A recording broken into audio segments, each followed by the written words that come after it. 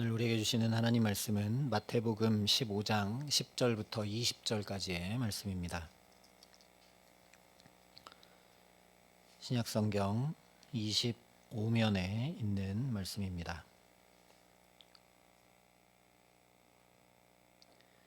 마태복음 15장 10절부터 20절까지 말씀을 제가 봉독해 드리겠습니다. 하나님의 말씀입니다. 무리를 불러 이르시되 듣고 깨달으라. 입으로 들어가는 것이 사람을 더럽게 하는 것이 아니라 입에서 나오는 그것이 사람을 더럽게 하는 것이니라. 이에 제자들이 나와 이르되 바리새인들이 이 말씀을 듣고 걸림이 된 줄 아시나이까. 예수께서 대답하여 이르시되 심은 것마다 내 하늘 아버지께서 심으시지 않은 것은 뽑힐 것이니 그냥 두라. 그들은 맹인이 되어 맹인을 인도하는 자로다. 만일 맹인이 맹인을 인도하면 둘이 다 구덩이에 빠지리라 하시니 베드로가 대답하여 이르되 이 비유를 우리에게 설명하여 주옵소서. 예수께서 이르시되 너희도 아직까지 깨달음이 없느냐. 입으로 들어가는 모든 것은 배로 들어가서 뒤로 내 버려지는 줄 알지 못하느냐. 입에서 나오는 것들은 마음에서 나오나니 이것이야말로 사람을 더럽게 하느니라. 마음에서 나오는 것은 악한 생각과 살인과 간음과 음란과 도둑질과 거짓 증언과 비방이니 이런 것들이 사람을 더럽게 하는 것이요 씻지 않은 손으로 먹는 것은 사람을 더럽게 하지 못하느니라. 아멘. 바리새인과 서기관들이 일부러 저 예루살렘으로부터 찾아와서 예수님 앞에 제자들을 고발합니다. 왜 장로들의 유전을 지키지 않고 손을 씻지 않은 채 음식을 먹었느냐라는 거죠. 그러니 그들에게 어디서 묻게 되고 어디서 오염되었을지 모르는 그 부정이 그대로 있으니 그것을 처벌해야 마땅하다라는 고발입니다. 근데 이 고발에 대해서 예수님은 오히려 그 바리새인과 서기관들의 외식을 꾸짖으시고 대신 제자들을 변호하시고 보호해 주셨습니다. 이미 우리가 함께 살피며 은혜를 나눈 대로 이 제자들이 오늘 말씀에도 보면 바리새인들에게 걸림이 된 것을 알 정도로 자기들도 유대인이기 때문에 마음이 그리 편치는 않았지만 예수님이 계속해서 보여주시고 가르쳐 주신 대로 자기들이 지금까지 살아왔던 어떤 삶의 방식이나 관습이나 또 생각대로가 아니라 예수님의 말씀을 따르고 어떤 겉으로 드러난 행위가 아니라 중심으로 먼저 그의 나라와 그의 의를 구했기 때문입니다. 지혜도 부족하고 저 중앙에서 나온 검찰과 같은 이 엘리트 종교 지도자들이 고발하는 것을 변호하지도 못하고 막아서지도 못하는 이 제자들을 대신해서 예수님이 다 변호해 주십니다. 제자들이 고발당한 것에 대해서 이렇게 변호를 일단락하신 예수님께서 오늘 말씀에 보면 이것을 다시 깨달으라 말씀하십니다. 예수님께서 비유나 설교는 해설해 주신 적이 있습니다. 그러나 어떤 사건을 가지고 다시 깨우쳐 말씀해 주신 적은 적어도 마태복음에서는 오늘이 처음입니다. 게다가 무리나 제자들이 구하지도 않았는데 듣고 깨달으라 주님께서 먼저 명령하고 계십니다. 그만큼 중요하다는 것이죠. 지금 바리새인들이 종교 지도자들이 와서 고발했지만 그 고발이 전혀 문제되지 않고 예수님이 다 변호해 주셔서 이제 끝난 것으로 여기고 지나가면 안 된다는 겁니다. 이 일을 가지고 깨달으라 말씀하고 계십니다. 내용을 살피기 전에 하나님의 말씀이 이렇게 들려온다라는 것을 우리가 마음 깊이 담아야 합니다. 물론 정확무오하고 영원히 변함없는 하나님의 말씀을 이 성경에 담아 우리에게 주셨습니다. 그런데 하나님의 말씀은 이 성경 안에만 있는 것이 아닙니다. 우리 삶에 벌어지고 경험하게 하시는 모든 사건들 가운데 하나님께서 우리에게 말씀하십니다. 예를 들면 오늘 길을 가다가 자동차가 사고 난 것을 보면 나에게 운전을 조심하라는 분명한 경고의 말씀을 하시는 것입니다. 또 누군가 죄가 드러나 벌을 받게 되고 하는 것을 보면 내가 은혜를 구해야 함을, 내 죄와 허물이 가림받는 은혜를 입지 않으면 나도 저렇게 될 수밖에 없음을 보라고 하나님께서 내게 말씀해 주시는 것이죠. 그런데 우리가 마음과 영혼을 둔하게 가지고 하나님의 말씀에 귀 기울이려 하지 않고 하나님의 말씀을 아주 제한적인 곳에 우리가 묶어 두어 버리게 되면 하나님의 말씀을 듣지 못한 채 살게 됩니다. 그러니 올 한 해 참으로 하나님께서 부드러운 마음을 주시고 우리에게 성령으로 충만케 해주셔서 모든 일들 가운데, 내 삶에 펼쳐지는 상황과 사건과 사람들 가운데, 또한 이 자리에 나와 예배 드릴 적마다 하나님의 말씀이 크고 분명하게 저와 여러분에게 들려오게 하시기를 간절히 기도합니다. 왜냐? 하나님의 말씀이 들려오면 살 길이 열리기 때문에 그렇습니다. 혼돈과 공허와 흑암이 가득한 태초에도 하나님의 말씀이 들려오자 하나님 보시기에 심히 아름다워지는 놀라운 창조의 역사가 일어납니다. 그래서 오늘 예수님께서 듣고 깨달으라 먼저 말씀해 주고 계십니다. 마태복음은 누차 말씀드렸듯이 하나님 나라 복음을 선포하는 복음서입니다. 하나님 나라 자체이시고 하나님 나라의 주인공이신 이 예수 그리스도로 인해서 하나님 나라가 열려지고 임해 오고 있음을 전해주는 복음입니다. 그래서 예수님께서 가르치시고 전하고 고치시는 사역들을 통해 하나님 나라가 우리 삶에 실제 임하고 누려지게 되는 것을 여러 일들을 통해 보여줍니다. 그런데 이 하나님 나라가 권능과 영광과 어떤 신비함 가운데 임해오는 것이 아님을 예수님은 계속 보여주시고 말씀해 주셨습니다. 산상수훈을 가르쳐 주실 때도 주님은 심령이 가난한 자, 애통하는 자, 마음이 온유한 자, 의에 줄이고 목마른 자, 마음이 청결한 자 등등 모두 다 이 마음에 대해 말씀해 주셨습니다. 그리고 하나님 나라를 우리가 알기 쉬운 비유로 말씀해 주실 때도 맨 처음부터 길가, 돌밭, 가시밭, 옥토와 같은 우리의 마음에 대해 말씀해 주셨습니다. 오늘 이 사건에 대한 말씀 역시 마음에 관한 말씀이죠. 11절에 입으로 들어가는 것이 사람을 더럽게 하는 것이 아니라 입에서 나오는 그것이 사람을 더럽게 하는 것이라 분명히 말씀해 주고 있습니다. 바리새인과 서기관들이 이야기하는 것처럼, 그리고 유대인들 거의 대부분이 그렇게 알고 믿었던 것처럼 어떤 행위, 어떤 율법을 철저히 어긋남 없이 완벽하게 지킨다고 하나님 나라에 들어가지 못한다라는 것이죠. 그런 것들은 하나님께서 심으신 것이 아니기 때문에 결국 다 뽑힐 것이다 말씀하고 계십니다.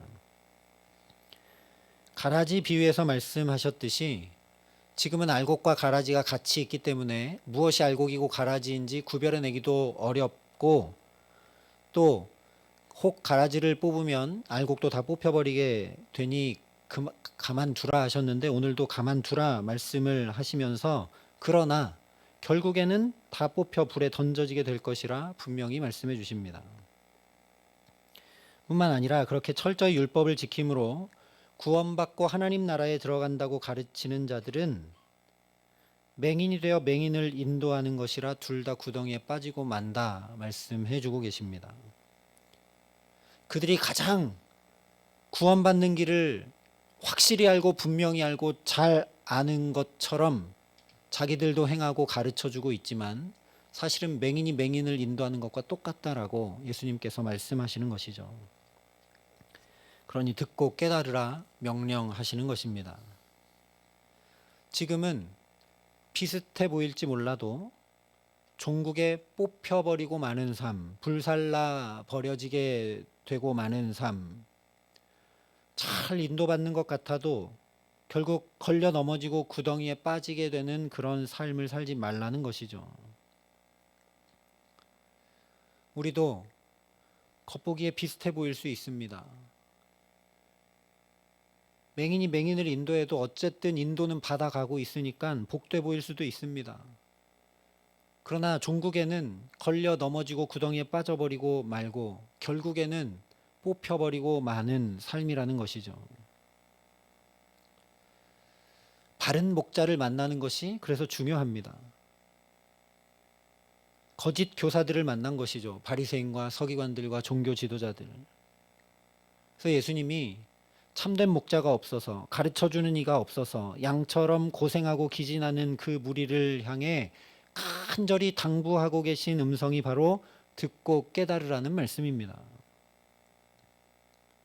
양은 목자의 음성을 들어야 하는데 목자의 음성이 아니라 다른 음성을 듣다가 엇길로 가고 넘어지고 구덩이에 빠지고 고생하고 기진하지 말고 듣고 깨달으라고 안타까이 말씀하시는 것입니다.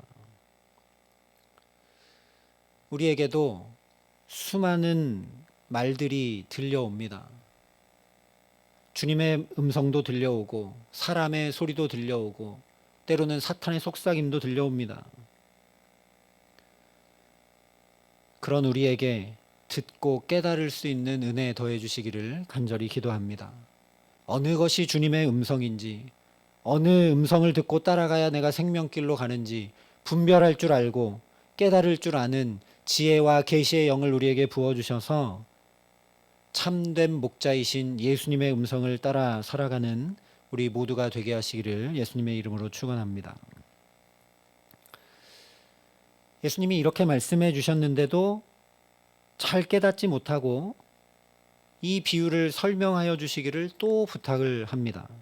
그러자 예수님께서 16절에 너희도 아직까지 깨달음이 없느냐라고 말씀을 하시죠.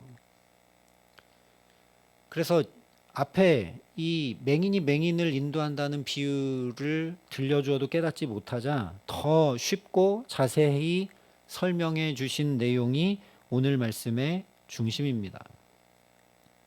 입으로 들어가는 것, 입에서 나오는 것에 대한 아주 쉬운 비유를 말씀해 주고 계시죠. 입으로 들어가는 것은 음식인데 그것은 다 결국 배로 들어가서 소화가 되어 변으로 배출된다라는 거죠. 그러니 손 씻지 않고 먹었다 한들 죄가 묻혀지거나 몸이 더럽혀지지 않는다는 것입니다. 다 뒤로 배출되기 때문입니다. 오히려 이 입으로 들어가는 음식이 문제가 아니라 이 입에서 나오는 말이, 이 입에서 나오는 모든 것이 사람을 더럽힌다 말씀합니다. 18절에 입에서 나오는 것들은 마음에서 나오나니 이것이야말로 사람을 더럽게 하느니라. 그리고 나서 마음에서 어떤 것들이 나오는지를 쭉 말씀해 주시죠. 우리도 경험적으로 분명히 알듯이 이 입에서 나오는 것은 다 우리 마음속에 있는 것들입니다. 그런데 그 마음에서 나오는 것들이 어떤 것들이냐? 마음에서 나오는 것은 악한 생각과 살인과 간음과 음란과 도둑질과 거짓 증언과 비방이니. 예수님께서 이 마음에서 나오는 것들을 쭉 말씀해 주고 계시는데 흥미롭게도 이 순서들을 보면 10계명의 순서와 일치한다는 걸 우리가 알게 됩니다. 살인하지 말라, 간음하지 말라, 도둑질하지 말라, 거짓 증거하지 말라. 바리새인과 서기관들이 이 10계명의 조항들을 조목조목 지키고 그 항목들을 온전히 지키고 어긋남이 없기 위해서 세부 항목, 장로들의 유전까지 만들어서 세세히 다 지켰던 이유는 이 십계명을 지킴으로 하나님 나라에 들어갈 수 있다 믿었기 때문이죠. 그래서 예수님께서 일부러 십계명의 순서대로 말씀하시는 것입니다. 다시 얘기하면 예수님께서 그 십계명을 잘못 이해하고 받아들이고 지키고 있는 이들에게 이 십계명을 새롭게 재해석해 주고 계시는 것이죠. 이 십계명의 말씀을 온전케 하고 계신 것이라는 말씀입니다. 겉으로 이 십계명의 율법을 조항마다 다 지켰다 할지라도 마음이 틀어져 있으면 아무 소용없다. 무용지물이다. 그런 말씀입니다. 겉으로 살인하지 않고 간음하지 않고 도둑질하지 않고 거짓 증거하지 않았어도 이 마음속에 형제를 미워하는 것은 곧 살인이라 했는데 형제를 미워하는 마음이 있고 음란한 눈으로 여자를 보는 것도 간음한 것이라 했는데 그 음란의 마음이 여전히 있고 남의 것을 탐내는 마음이 있고 그러면 아무 소용없고 천국에 들어가지 못한다 라는 말씀을 하고 계신 것입니다. 이 마음속에 있는 것들을 없애지 않고 겉으로만 철저히 율법을 다 지켜 행하고 남 보기에는 정말 저렇게 경건하고 저렇게 온전히 신앙을 지켜나갈 수 없다라고 자타 공인하는 바리새인들 천국에 못 들어간다 말씀하고 계십니다. 사실 이 말씀은 초등학생도 알아들을 만큼 쉬운 말씀이죠. 먹은 음식이 소화돼서 뒤로 나온다는 이야기는 유치원생도 알아들을 만한 말입니다. 그러나 마음에서 이런 악과 독을 제하지 아니하면 아무리 율법 조항들을 잘 지켜도 깨끗할 수 없고 그것이 하나님을 헛되이 경배하는 것이 될 뿐 아니라 천국에 들어갈 수 없다라는 주님의 말씀 앞에서는 결코 쉽지가 않습니다. 그래서 사도 바울도 오호라 나는 곤고한 자로다 고백하죠. 누가 이 사망의 몸에서 나를 건져낼까? 이것이 우리의 실존입니다. 마음이 청결한 자가 하나님을 본다 했는데 내 마음을 들여다보고 또 들여다봐도 악과 독이 들끓고 있지 청결하지 못한 것을 우리 스스로 압니다. 그러니 우리가 가장 먼저 간구해야 될 것은 하나님 이 더럽고 추한 마음 정케하여 주옵소서 날마다 간구하고 또 간구해야 합니다. 내가 결심하고 노력하고 이 마음을 깨끗하게 하고 정하게 하고 바르게 하고자 하나 이 마음도 내 마음대로 지키지 못하는 존재가 나이니 하나님 내게 자비와 긍휼을 베풀어 달라고 기도해야 되겠죠. 그것을 깊이 깨달아 알았던 다윗.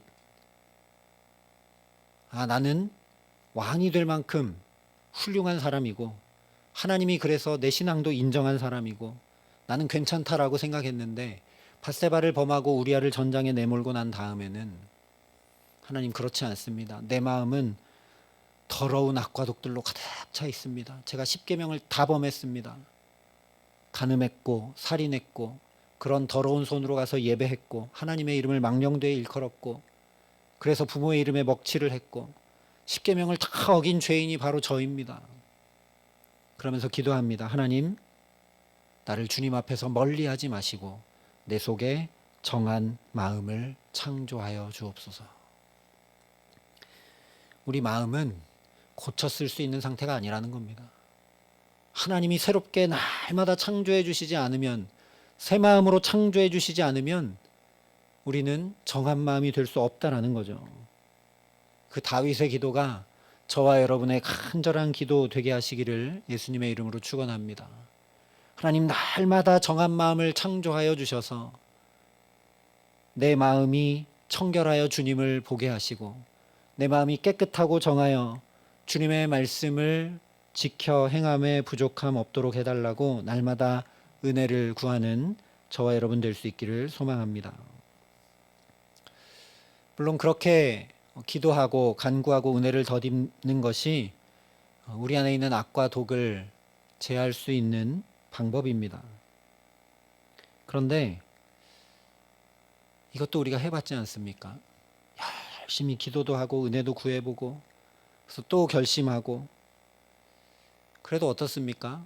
불쑥불쑥 또 화가 치밀고 서운한 마음이 들 때도 있고 마음이 혼잡하고 어지러울 때도 있는 것이 우리들입니다. 의에 줄이고 목마른 마음이어야 하는데 돈과 명예와 힘과 권력에 줄이고 목마른 것이 우리들의 마음입니다. 어떻게 해야 마음이 청결한 자가 되어 하나님을 뵙고 어떻게 해야 심령이 가난하여져서 천국을 내 것으로 삼아 살아갈 수 있느냐라는 거죠. 주님이 이렇게만 말씀하시고 그러니까 너희 마음을 깨끗이 날마다 닦아라. 마음의 악과 독을 없애라. 마음을 변화시킨 자가 하늘나라의 주인공이다 하고 끝내버리셨다면 우리에게는 아무 소망도 아무 방법도 없습니다. 다른 종교에서 그렇게 하는 것처럼 면벽수도를 하든지 고행을 하든지 해야 될지 모르겠습니다. 그런데 소위 득도하고 자유에 이르고 단순하고 깨끗한 마음이 되었다는 사람 우리는 아직도 만나지 못하고 있죠. 그런데 감사하게도 우리 주님께서 여기 15장에 오기 전에 이미 11장에 이렇게 말씀해 주셨습니다. 수고하고 무거운 짐진 자들아 다 내게로 오라. 내가 너희를 쉬게 하리라. 나는 마음이 온유하고 겸손하니 나의 멍에를 메고 내게 배우라. 그리하면 너희 마음이 쉼을 얻으리니 이는 내 멍에는 쉽고 내 짐은 가벼움이라. 예수님 말씀하신 대로 마음이 온유하고 겸손한 주님께 나아가 그 마음을 배우면 됩니다. 우리의 마음은 분심이 많고 악과 독이 부글부글 끓어 넘치는지 모르지만 주님께 나아가서 그 분심과 부글부글 끓어오르는 악과 독의 마음, 그 수고하고 무거운 짐을 주님께 가져가면 우리의 마음이 쉼을 얻게 하시겠다 말씀하십니다. 주님의 마음이 어떤 마음인지 알아야 되겠죠. 그래야 배울 수 있으니까요. 주님의 마음은 말씀하신 대로 온유하고 겸손한 마음입니다. 그래서 빌립보서에서 사도 바울이 이렇게 얘기하죠. 너희 안에 이 마음을 품으라. 곧 그리스도 예수의 마음이니 그는 근본 하나님의 본체시나 하나님과 동등됨을 취할 것으로 여기지 아니하시고 오히려 자기를 비워 종의 형체를 가지사 사람들과 같이 되셨고 사람의 모양으로 나타나사 자기를 낮추시고 죽기까지 복종하셨으니 곧 십자가에 죽으심이라. 주님의 마음을 품으라 이야기합니다. 주님은 낮추시고 죽기까지 낮추신 겸손의 마음이라고 이야기하죠. 그런데 우리가 여기서 한 가지 주목해야 될 것이 있습니다. 그는 근본 하나님의 본체시나 하나님과 동등됨을 취할 것으로 여기지 아니하시고 오히려 비워 우리들과 같이 되셨다 말씀을 합니다. 여기에 겸손의 비밀이 있습니다. 겸손은 예수님이 원래 하나님의 본체와 같으셨다. 즉 하나님과 같이 충만하셨다. 거기서 겸손이 시작됐다라는 것을 주목해야 된다라는 겁니다. 그냥 머리를 조아리고 그냥 낮추고 하는 것이 겸손이 아니라는 거죠. 겸손은 어떻게 해야 겸손할 수 있느냐? 내가 충만해야 겸손할 수 있습니다. 내가 온전하고 가득 차야 겸손할 수 있습니다. 예수님이 하나님과 같으셨기 때문에 온전히 겸손하실 수 있었던 것이죠. 그러니 우리가 구해야 될 것은 하나님 내가 부족함 없게 해달라고 날마다 간구해야 합니다. 다윗도 그래서 고백했죠. 여호와는 나의 목자시니 내게 부족함이 없으리로다. 그가 완전히 다 가졌을 때 아무 문제가 없을 때 고백한 게 아닙니다. 사망의 음침한 골짜기를 지나는 것 같을 때 그 고백을 합니다. 하나님 내 목자가 되어주셔서 내게 부족함이 없게 하여 주시옵소서. 내가 부족함이 많아서 시기도 있고 질투도 있고 분냄도 있고 실망도 있습니다. 하나님 사도 바울이 얘기한 자족한 마음이 내게 충만케 하여 주셔서 아무것도 부럽지 않은 인생이 되게 하여 주셔서 내가 능히 누구 앞에든 어떤 일 앞에든 겸손한 주님의 마음 가지고 살 수 있도록 내게 함께하여 달라고 기도하는 저와 여러분 될 수 있기를 간절히 소망합니다. 그렇게 주님께서 은혜로 주신 그 충만함으로 가득 차면 그 사람의 삶이 어떤 모양으로 나타나느냐? 빌립보서에 이렇게 말씀을 했습니다. 마음을 같이하여 같은 사랑을 가지고 뜻을 합하여 한 마음을 품어 아무 일에든지 다툼이나 허영으로 하지 말고 오직 겸손한 마음으로 각각 자기보다 남을 낮게 여기고 각각 자기 일을 돌볼 뿐더러 또한 각각 다른 사람들의 일을 돌보아 나의 기쁨을 충만하게 하라. 주님께 은혜를 입어서 나 같은 행복자가 없지. 오늘 내게 이렇게 생명 주신 것만 해도 하나님이 놀라운 은혜를 입혀주셨고 더 이상 무엇을 더해 주시지 않아도 나는 부족함이 없는 자이지 라는 그 마음이 깨달아 알아진 사람의 삶이 어떻게 나타난다고 했느냐? 겸손한 마음으로 날마다 나보다 남을 낮게 여긴다 말씀합니다. 나보다 남을 낮게, 저분이 참 대단하구나. 나도 저렇게 살 수 있으면 좋을 텐데. 어떤 집사님, 권사님, 장로님만 아니라 우리 유치부, 아동부 아이들을 보면서도 저 아이가 나보다 훨씬 낫구나. 그렇게 이 마음 중심으로부터 고백하는 겸손한 사람들 될 수 있기를 소망합니다.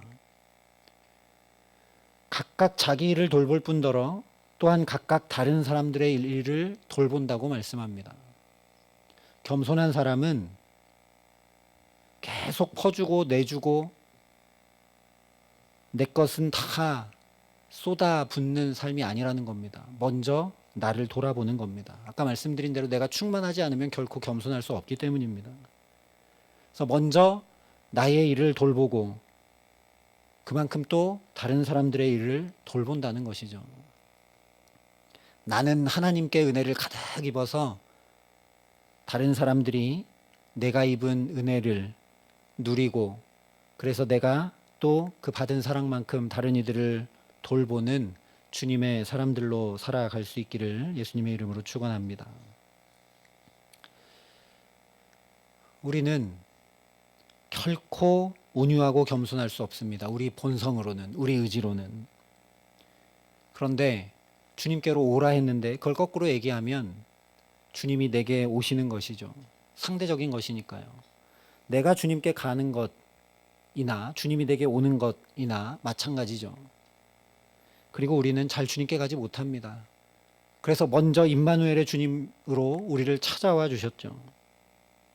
그렇게 주님이 내게 임해 오셔서 나의 전부가 되어 주시면 나는 금세 온유하고 겸손해지게 됩니다. 그 대표적인 사람이 바로 사도 바울이죠. 가말리엘 문화생이었고 유대인 중에 유대인이었고 로마 시민권도 있는 자였고 둘째가라면 서러운 당대 최고의 엘리트였는데 그래서 내가 옳다고 나보다 더 구원을 잘하는 사람이 없다고 예수 믿는 자들은 다 잘못된 신앙을 가지고 있다고 저들은 처단받아야 마땅하다고 해서 예수 믿는 자들을 다 찾아 잡아다 죽이려는 일에 전념하던 그에게 주님이 찾아오시자 나는 내가 핍박하는 예수라. 그 주님을 만나게 되자 사도 바울이 금세 온유하고 겸손해집니다. 내가 사도 중에 가장 작은 자다. 나는 죄인 중에 괴수다 라고 고백하죠. 매 맞고 옥에 갇혀도 그 주님께만 영광 돌리고 그 주님 주신 복음을 전하는 일에 자기 온 삶을 던지게 됩니다.